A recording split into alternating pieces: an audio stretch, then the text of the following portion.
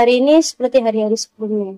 Kamu rebahan di kasur, scrolling TikTok, Instagram, dan berbagai media sosial lainnya. Satu persatu kamu melihat postingan teman kamu yang lagi healing, dan kamu tidak mengikutinya. Ada yang lagi liburan ke Bali, ada yang launching bisnis baru, ada yang lagi dapat beasiswa ke luar negeri. Di dada ada yang mengganjal.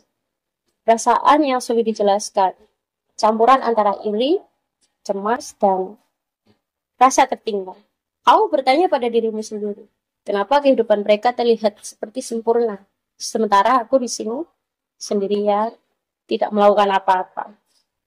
Jika kamu pernah merasakan hal ini, berarti kamu tidak sendirian. Fenomena ini disebut FOMO, Fear of Missing Out.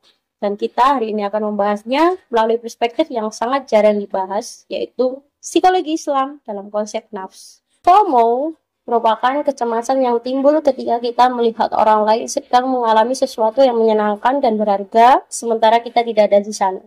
Ini bukan sekedar iri. Ini merupakan kekuatan eksistensial bahwa diri kita tidak jauh lebih berharga daripada orang lain. Tapi, tahukah kamu, setelah FOMO ini viral di era digital, Islam sudah membahasnya dalam akar psikologis, yaitu konsep nafs, jiwa atau diri manusia yang memiliki berbagai tingkatan. Dalam psikologi Islam, ada 3 tingkatan nafs yang akan kita fokuskan pada hari ini. Yang pertama ada al-amarah. Ini adalah jiwa yang penuh dengan keburukan. Jiwa yang dipenuhi dengan emosi, ego, atau bahkan dorongan impulsif yang tanpa kontrol. Terdapat pada surat Yusuf ayat 53. Yang kedua ada al-lawamah. Ini merupakan jiwa yang sering menyalahkan diri sendiri. Terkadang terdapat kesadaran bahwa ada yang salah, tetapi belum mampu untuk keluar dari pola destruktif. Atau bisa dibilang terjebak dalam konflik internal. Surat Al-Qiyamah ayat 2. Dan sebagai perbandingan dari 2 hal tersebut, terdapat al-mutmainnah. Jiwa ini merupakan jiwa yang tenang, damai, dan jiwa yang sudah mencapai keseimbangan. Dan ini merupakan tujuan dari kita semua. Nah, sebenarnya FOMO ini bisa hadir di 2 tingkatan nafs. Yang pertama ada FOMO al-amarah. Ini sifatnya seperti materialistis. Misalnya, kamu lihat temanmu lagi beli iPhone terbaru. Terus kamu ngerasa, aku juga harus beli. Terus, ada lagi misalnya kamu ngelihat temenmu lagi liburan ke Malaysia. Kemudian tiba-tiba kamu ngerasa kalau liburan di lokal itu terkesan B aja. Terus ada lagi misalnya kamu lihat ada challenge yang lagi viral. Terus kemudian kamu ngerasa kamu juga harus melakukannya. Kalau enggak kamu ngerasa kudet. Nah, ini merupakan dorongan impulsif untuk validasi eksternal. Dimana sebenarnya kamu tuh nggak ngerasa butuh-butuh banget, tapi kamu harus melakukannya karena itu dilakukan oleh orang lain. Terus, nafsu al-amarahmu berbisik. Aku harus terlihat kece, terlihat keren. Kalau enggak, aku bukan siapa-siapa. Nah, kemudian FOMO al-lawamah.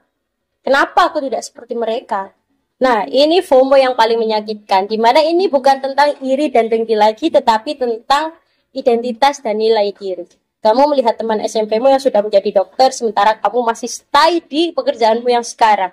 Kamu melihat temanmu yang sudah menikah dan memiliki keluarga kecil yang bahagia, sementara kamu masih single. Dan kamu melihat peersmu yang produktif, sementara kamu masih bangun siang dan stay in Netflix. Sini nafsu lawamahmu berbisik. Aku kurang kerja keras, aku tidak bisa diandalkan, dan aku gagal sebagai manusia. Di sini sebenarnya kamu itu sudah sadar bahwa dirimu kurang ideal. Tetapi kamu bingung harus memulainya dari mana. Dan selalu terjebak dalam perbandingan sosial yang tiada akhirnya. Nah, kenapa FOMO begitu kuat di era digital ini? Ponsel dan media sosial sebagai katalis utamanya.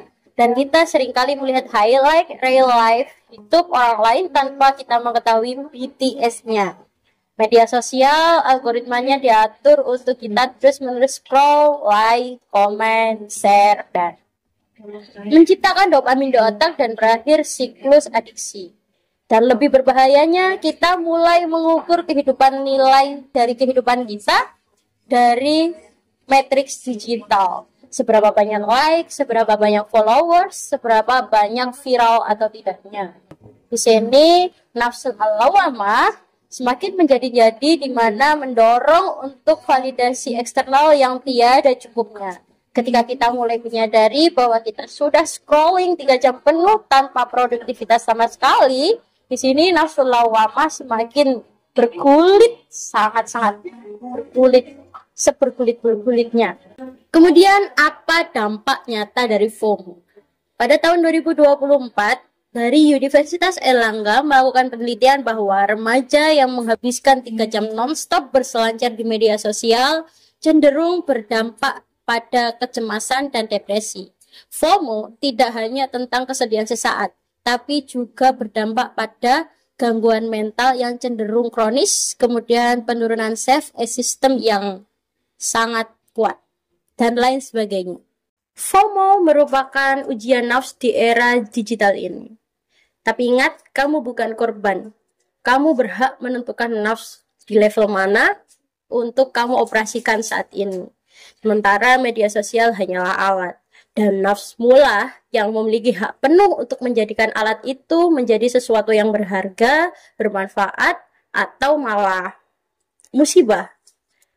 Untuk itu, malam ini sebelum tidur, mulailah katakan kepada dirimu sendiri, aku berharga, aku apa adanya, aku tidak perlu menjadi orang lain, dan aku cukup. See you the next part.